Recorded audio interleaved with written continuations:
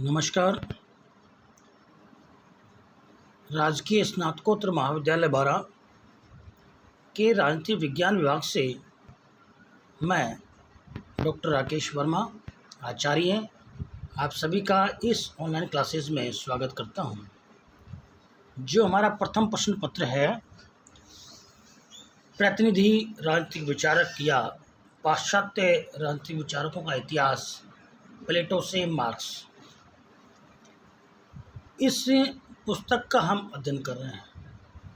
यह पुस्तक उन पाश्चात्य राजनीतिक विचारकों के उन विचारों पर आधारित है जो उन्होंने तत्कालीन परिस्थितियों में उस समय की राज्य व्यवस्था पर अपने विचार व्यक्त किए थे। जैसा कि हमने पिछली कक्षा में बात की थी कि जो अरस्तु है, ये उस समय बहुत ही महान विचारक है। इनके जो गुरु हैं वो प्लेटो हैं। अरस्तु वो विचारक है जिसने अपने ही गुरु के दिए गए सिद्धांतों की आलोचना की और उस आलोचनाओं के आधार पर इन्होंने अपने सिद्धांत प्रस्तुत किए। अरस्तु बहुत महान दार्शनिक विचारक हैं।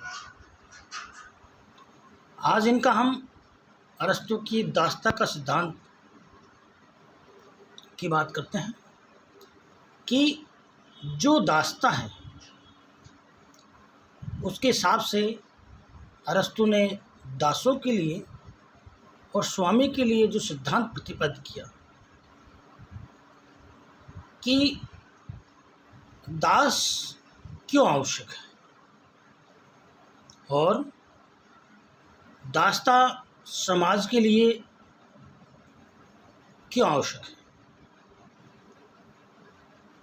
यहाँ अरस्तु ने यह माना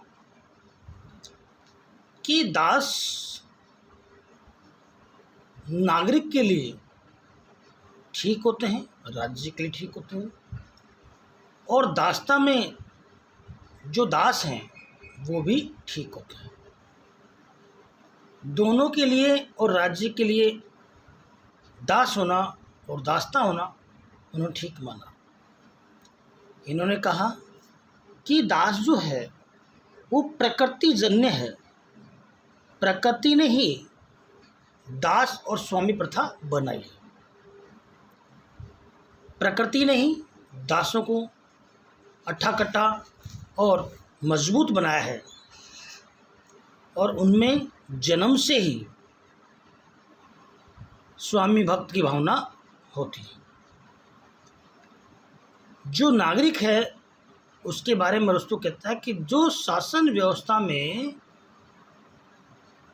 अपना संयोग रखता है वह नागरिक है। अरस्तु ने यह भी कहा कि दास दो प्रकार के होते हैं। एक तो जो जन्म से होते हैं, एक वो जो युद्ध से जीते गए। अरस्तु का मानना है कि दास का जन्म हुआ है। दास बलशाली है मगर बुद्धि से कमजोर होता है, इसलिए वो दास है। अब बात करते हैं अरस्तु की दास्ता का सिद्धांत। आज हम अरस्तु की दास्ता में पढ़ेंगे दास कौन है। दास्ता के पक्ष में अरस्तु के विचार पढ़ेंगे।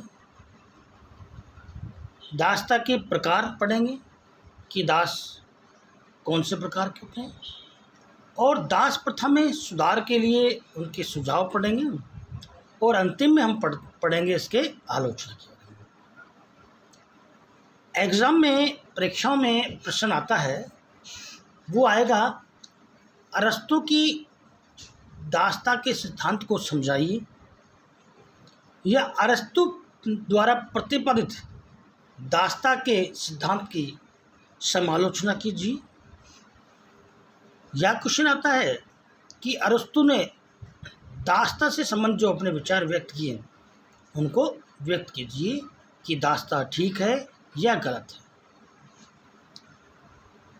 अरस्तु के अनुसार दास प्रथा नगर राज्यों के संपूर्ण विकास के लिए अति आवश्यक है। दासों का तत्कालीन यूनानी समाज में एक महत्वपूर्ण योगदान है।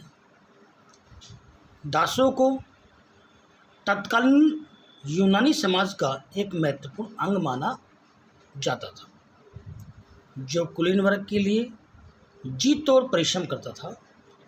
दासों की विशाल सेना को राष्ट्रीय संपत्ति माना जाता था। इस अमानवीय प्रथा के विरुद्ध सोफिस्ट विद्वानों ने सर्वप्रथम यूनान में आवाज़ उठाई।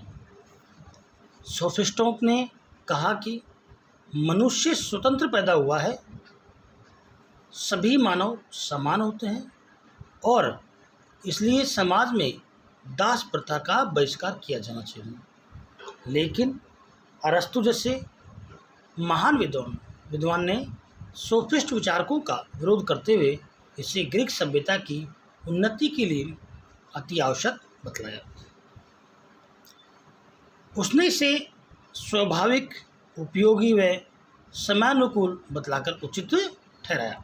यहाँ जो अरस्तु हैं वो दास प्रथा को ठीक मानते हैं। जो सोफिस्ट विद्वान हैं उनकी बातों को नकारा उसने और कहा दास राज्य के लिए आवश्यक होते हैं। अब बात करते हैं दास कौन है। अरस्तु ने अपनी पुस्तक पॉलिटिक्स में दासता संबंधी विचार प्रकट करते हुए दासों को पारिवारिक संपत्ति का हिस्सा माना है।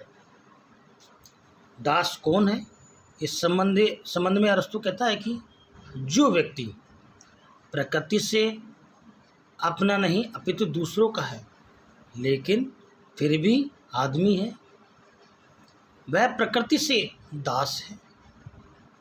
अरस्तु का मानना है कि दास अपनी प्रकृति से एक संपत्ति है और एक संपत्ति के रूप में होने के कारण दास का स्वयं पर अपना कोई अधिकार नहीं होता है।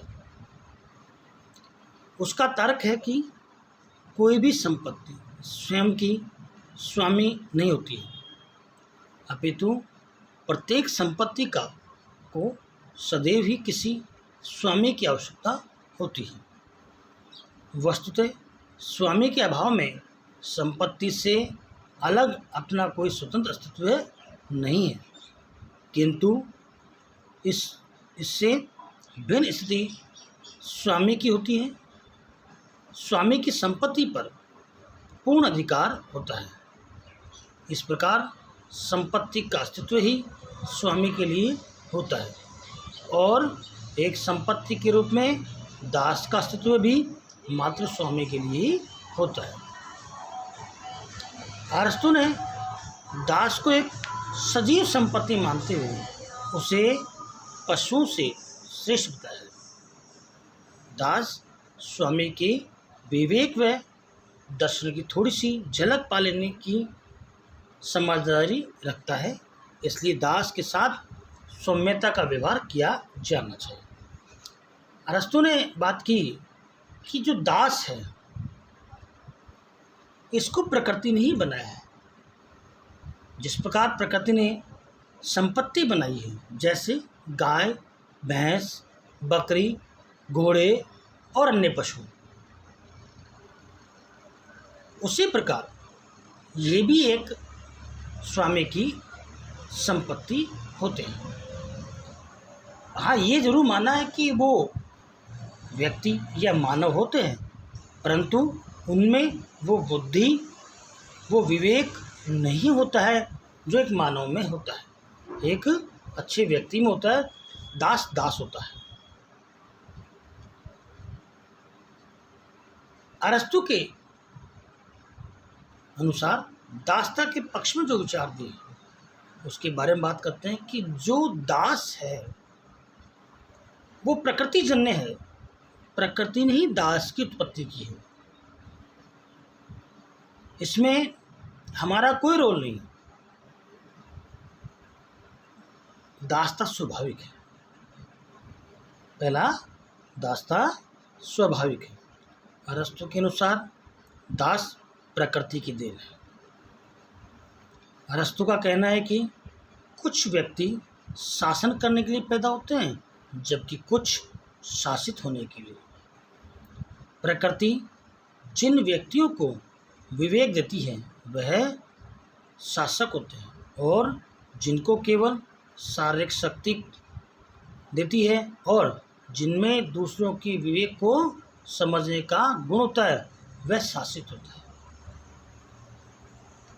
अरस्तु ये कहता है कि प्रकृति ने ही दासों को बनाया है और उनमें शासन की समझ नहीं होती, इसलिए वो दास है। जबकि कुछ लोगों में शासन की समझ होती है, वो व्यक्ति शासित होता है। अरस्तु प्रकृति के नियम के अनुसार मानता है कि श्रेष्ठ सदा निकृष्ट पर शासन करता है। श्रेष्ठ सदा निकृष्ट पर शासन करता है। यह प्रकृति का नियम है कि श्रेष्ठतर निम्नतर पर शासन करे। अतः दासता प्राकृतिक नियमों पर आधारित होने के कारण स्वाभाविक है। ये बात सत्य है कि श्रेष्ठ व्यक्ति ही शासन में जाते हैं और उनके अधीन लोगों को कार्य करना होता है। दास श्रेष्ठ नहीं होते हैं, दास गुलाम होते हैं। यहाँ दासों को गुलामों की श्रेणी में रखा जाए। प्रकृति ने दास बनाए हैं। कभी आपने देखा होगा कि कुछ लोग सेवा में आनंद लेते हैं, उनको दूसरों की सेवा करने में उन्हें सुख की अनुभूति होती है और किसी के आदेशों को मानने का उनमें एक गुण होता है, वो दास है। जबकि कुछ लोग शासन सत्ता में अपना योगदान देते हैं और शासन सत्ता चलाते हैं, वो स्वाभाविक रूप से स्वामी होते हैं। दासता स्वामी के लिए लाभदायक है। अरस्तु का मानना है कि स्वामी का कार्यक्षेत्र नगर राज्य की राजनीति है। नगर के राज्य कार्य में भाग लेकर स्वामी अपना नैतिक उत्थान करता है। इस कार्य के लिए स्वामी को अवकाश की आवश्यकता होती है। यह अवकाश तभी संभव है जब दास उसके लिए घर के कार्य करे। अरस्तु के अनुसार अवकाश का अर्थ उन कार्यों से जिनको संपादित कर स्वामी अपने नागरिक कर्तव्यों का निर्वहन कर सकता है। इसके अंतर्गत शासन करना, सार्वजनिक सेवा करना, धार्मिक कार्यों में भाग लेना, नागरिकों के लिए साथ सामाजिक संबंध स्थापित करना आदि कार्य शामिल हैं। इन कार्यों को करने से ही व्यक्ति नागरिक बनता है। अरस्तु ने नागरिकता के लिए अवकाश को अनिवार्य माना है और अवकाश के लिए दास को। अरस्तु का मानना है कि नागरिक वो है जिससे अवकाश प्राप्त है, या अवकाश प्राप्त का मतलब यह है कि वो व्यक्ति या वो समुदाय के वो लोग जो शासन सत्ता में अपना योगदान देते हैं, उनको जो अन्य घर के कार्य हैं, जो राज्य संबंधी कार्य नहीं हैं, जैसे कृषि करना, साफ सफाई करना, नागरिकों के लिए सेवाओं को देना, ये कार्य दासों के होते हैं। और इन कार्यों में यदि जो शासन करने वाले लोग हैं, वो लोग यदि उसके प्रपंच में पड़ जाते हैं तो राष्ट्र के विकास को बाधक उत्पन्न होती है। जैसे हम घर में चलते हैं, घर में एक नौकर होता है, वो नौकर खाना बनाने का, साफ सफाई का या मार्केट से कुछ सामान लाने का कार्य करता है, तो हमारे कई कार्य बच जाते हैं। हमें केवल सीधा भोजन मिलता है, भोजन करके हम राज्य की सेवा में और राज्य के कार्य में लग जाते हैं। इसलिए अरस्तु का मानना है कि नौकर होना चाहिए या दास होना चाहिए। जिस प्रकार दासता स्वामी के लिए लाभदायक होती है, उसी प्रकार दासता दासों के लिए भी लाभदायक है। ये नहीं है कि दास को वंचित रखा गया। दास भी व्यक्ति है, परंतु उसके कल्याण में भी उसका कल्याण भी तभी संभव है जब वो स्वामी के अधीन रहता है। दास प्रथा स्वामियों की तरह दासों के लिए भी लाभदायक है। दासों में तृष्णा, लालसा आदि होने के कारण नैतिक गुणों का अभाव रहता है। इसके विपरीत स्वामी बौद्धिक स्तर का श्रेष्ठ होता है। दास अपने स्वामी के साथ रहते हुए उन सभी गुणों को सीख सकता है जो प्रकृति ने उसे नहीं दिए।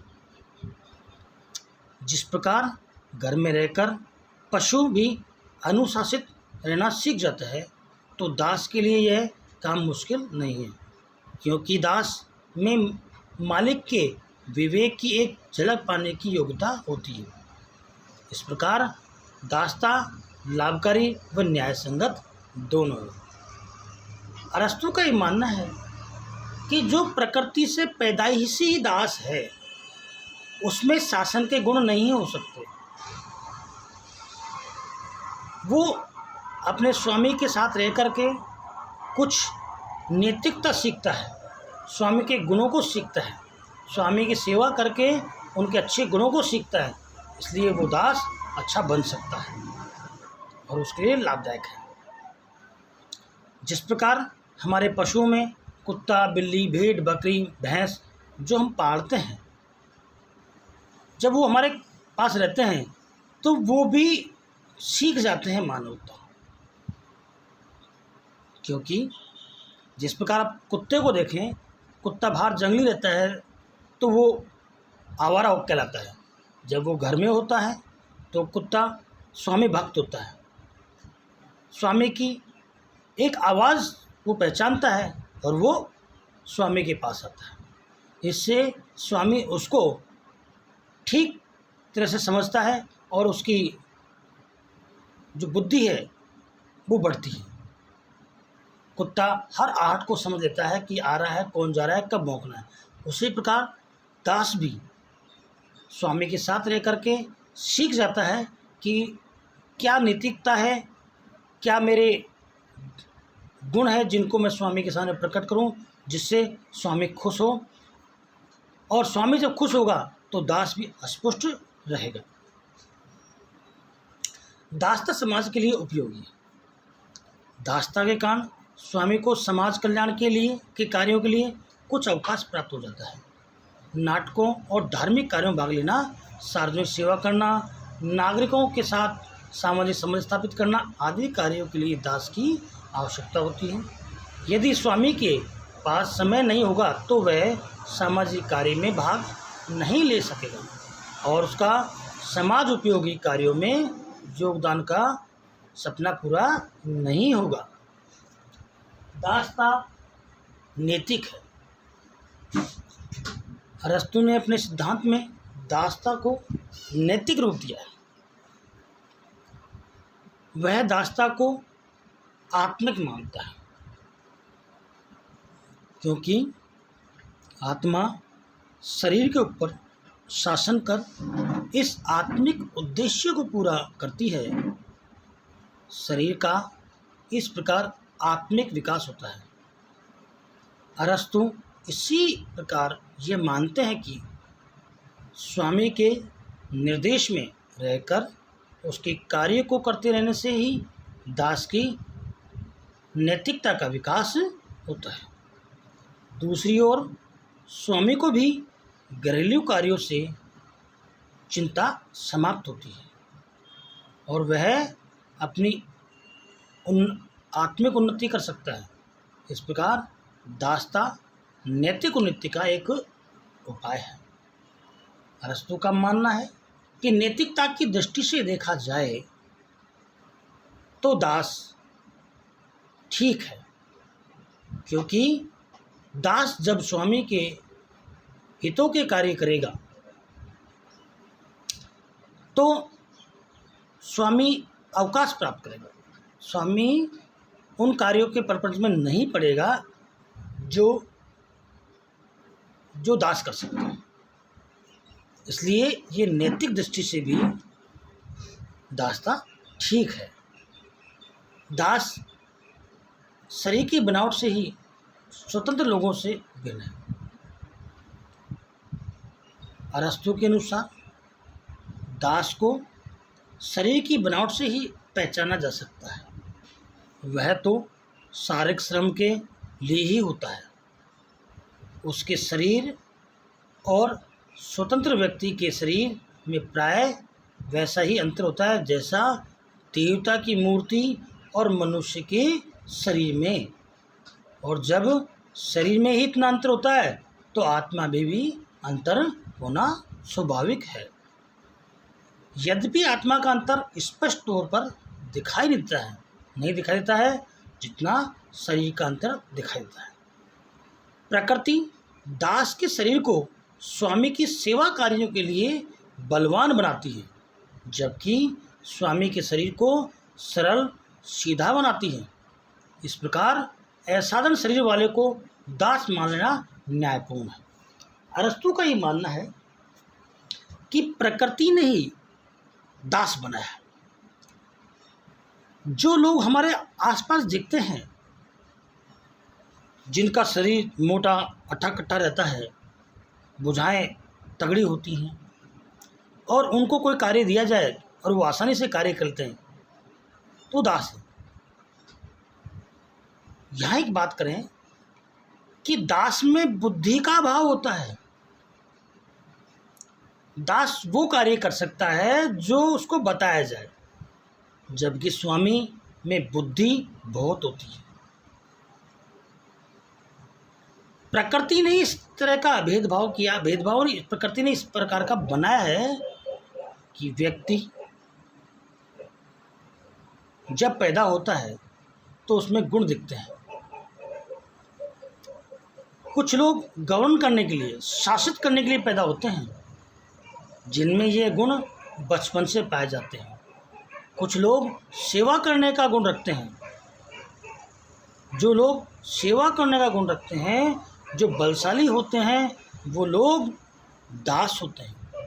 दासों को आप दूर से देख सकते हैं, जो अट्ठा कट्ठा मोटा हो और अपने स्वामी भक्त हो, वो दास है। दासता के प्रकारों के बारे में बात करते हैं। अरस्तु ने दासता के दो प्रकार बताए। एक तो प्राकृतिक दास, जिसके बारे में हमने बात की, और एक होता है सेना में युद्ध होता है तो जो सैनिक प्राप्त होते हैं हमें युद्ध के बाद, जो हारी हुई सेना है उसके जो लोग सैनिक होते हैं, उनको बाद में युद्ध के बाद में उनको दास बना लिया जाता है। यद्यपि आत्मा का अंतर स्पष्ट तौर पर दिखाई नहीं देता जितना शरीर का अंतर दिखाई देता है। प्रकृति दास के शरीर को स्वामी की सेवा कार्यों के लिए बलवान बनाती है, जबकि स्वामी के शरीर को सरल और सीधा बनाती है। इस प्रकार असाधारण शरीर वाले को दास मान लेना न्यायोचित है। ये बात हमने अभी आपसे करी। अब बात करते हैं दासता प्राकृतिक है। जैसा कि मैंने आपको पहले ही बताया कि दास जन्म से ही पैदा होते हैं।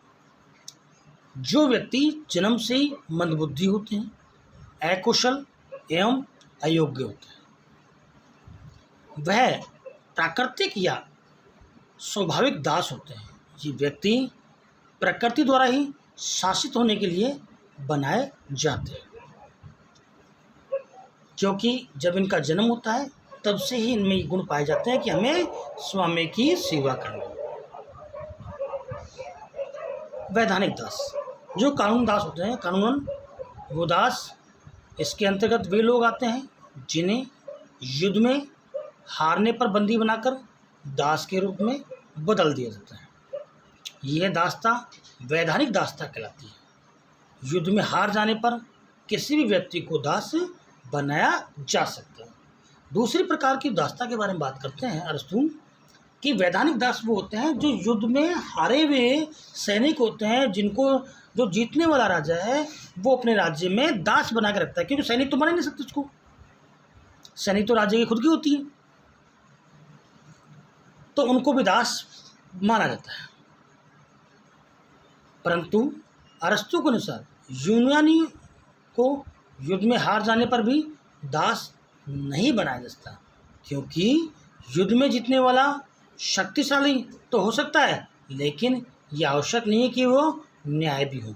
यहाँ ये बात करता है अरस्तु, अपनी जाति विशेष की बात करता है, अपने लिए बात करता है, अपनी जाति के लोगों के लिए बात करता है। वो कहता है कि युद्ध में यदि यूनानी जो हैं वो पराजित हो जाते हैं तो उनको दास नहीं बनाना चाहिए,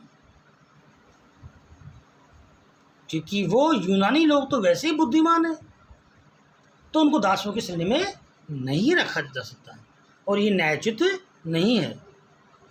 अब आप बात करते हैं अरस्तु कि दास प्रथा में सुधार के लिए कुछ सुझाव देता है कि दास प्रथा है मगर इसमें कुछ सुझाव दिए जाए जिससे दास प्रथा अच्छी रहे।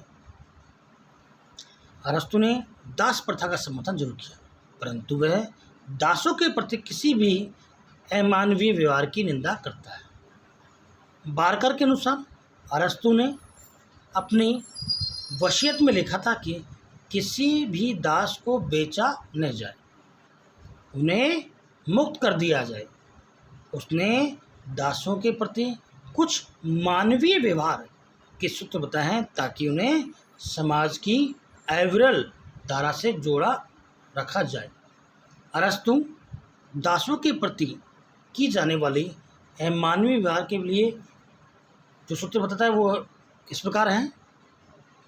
पहला, स्वामी का कर्तव्य है कि वह दास की भौतिक व शारीरिक सुविधाओं को ध्यान में रखे। अपनी मृत्यु के समय स्वामी को अपने दासों को मुक्त कर देना चाहिए। दासों को उनकी कार्य क्षमता के अनुसार कार्य दिया जाना चाहिए। स्वामी को इस बात का ध्यान रखना चाहिए कि दासों की संख्या सीमित रहे। दासों के प्रति अमानवीय व्यवहार करने वाले स्वामी को राज्य द्वारा दंडित किया जाना चाहिए। यूनानी नागरिकों को दास नहीं बनाना चाहिए। यहाँ आप बात करें, अरस्तु ने अपने जाति विशेष के लोगों को कहा है कि यूनानियों को दास नहीं बनाना चाहिए। दासता वंशानुगत नहीं होती है। यदि दास का पुत्र बुद्धिमान व योग्य है तो उसे दासता से मुक्त कर देना चाहिए। स्वामी द्वारा दास को अपने शरीर का अंग समझकर अच्छा व्यवहार करना चाहिए। स्वामी को वचनबद्ध होना चाहिए कि यदि दास अच्छी कार्य करता है तो उसे मुक्त कर देना चाहिए। अब बात करते हैं अरस्तु की दासता की आलोचना, क्योंकि कोई भी सिद्धांत जब तक सर्वमान्य नहीं होगा जब तक उसकी आलोचना नहीं होती। आलोचना होने के बाद में उसमें जो अवगुण है वो निकल जाते हैं, बाहर आ जाते हैं और अच्छी चीज़ें रह जाती हैं। इसलिए हमें किसी भी सिद्धांत को बनने से पहले उसकी आलोचना करनी चाहिए। अरस्तु की दासता संबंधी जो विचार जो दिए हैं उसके बारे में बात करते हैं। अरस्तु की दासता अप्राकृतिक व अनुचित लगती है। दास प्रथा को आवश्यक मानना वर्तमान मौलिक अधिकारों के प्रतिकूल लगता है। उसकी दासता विषयक विचारों की आलोचना हम इस आधार पर करते हैं। पहला है, दास प्रथा अप्राकृतिक। दास प्रथा किसी भी तरह प्राकृतिक नहीं है। मनुष्य में भिन्नता तथा कुशाग्र बुद्धि के आधार पर अंतर होते भी एक प्राकृतिक समानता होती है, जिसकी आलोचना करना मानव व्यक्तित्व का अपमान है। अरस्तु ने अपनी पुस्तक पॉलिटिक्स में दास प्रथा का वर्णन किया है। इस वर्णन को देखकर मैक्सी कहते हैं, इस पुस्तक को भी अवैध घोषित कर दिया जाना चाहिए। अतः दास प्रथा प्राकृतिक नहीं मानी जा सकती। विरोधाभास, जो सिद्धांत दिया है अरस्तु ने, वो कुछ विरोधाभासी लगता है। अरस्तु की दासता संबंधी विचार विरोधाभासों से भरपूर है। एक ओर तो अरस्तु दास को विवेक शून्य मानते हैं और दूसरी ओर कहते हैं कि दास सीमित रूप से स्वामी के विवेक को समझ सकता है, इसलिए वह पशु से श्रेष्ठ है। इस तरह तो वह दासता को प्राकृतिक मानता है, दूसरी तरफ वह दासता से मुक्ति की बात करता है। वह ये बताने में असफल रहता है कि जब प्रकृति ने मनुष्य को दास बना दिया है तो उसकी मुक्ति कैसे संभव है। यहाँ बात करते हैं कि अरस्तु का जो सिद्धांत है विरोधाभासी है। जैसे किसी को भैंस बनाया है, किसी को गाय बनाया है, किसी को कुत्ता बनाया है, तो इसका अर्थ ये नहीं कि वो मनुष्य हो जाए। प्रकृति ने उसको जो बनाया वो बनाया। इसी प्रकार प्रति दास बनाया, प्रकृति ने दास बनाया है तो वो दास ही रहना चाहिए। उसको मुक्त करके क्या, कुत्ते को यदि बाहर छोड़ दिया जाए तो जंगली हो जाएगा। गाय भैंस जब खूंटे में बंधी हुई है तो अच्छी है, यदि उसको बाहर छोड़ जाए तो जंगली पशु हो जाती है। इसलिए दास की मुक्ति होना ये विरोधाभासी बात होती है। समाज में संघर्ष और अशांति की संभावना। आलोचकों का मानना है कि समाज का बुद्धिमान और बुद्धिहीनों के आधार पर स्वामी और दास, शासक व शासित में विभाजन खतरनाक सिद्ध होगा। इससे समाज में असंतोष, अशांति और अराजकता बढ़ेगी। अवैज्ञानिक, अरस्तु इस बात को मानता है कि कुछ व्यक्ति जन्म से ही मूर्ख व कौशलहीन होते हैं, परंतु इस वैज्ञानिक तथ्य को भूल जाता है कि अच्छे वातावरण, उचित दशाओं तथा उचित शिक्षा या अन्य साधनों को प्राप्त करने पर वे बुद्धिमानी हो जाते हैं। ऐसा कोई भी सिद्धांत जो मनुष्य को पशु तुल्य मानता हो, वैज्ञानिक कभी नहीं हो सकता है। यह नैतिकता के सभी सिद्धांतों के विरुद्ध है। अरस्तु का जो सिद्धांत दासता का, वो नैतिकता के सिद्धांतों के विरुद्ध है। एक मनुष्य के द्वारा दूसरे मनुष्य को दास बनाया जाना एक जघन्य घृणास्पद विचार है।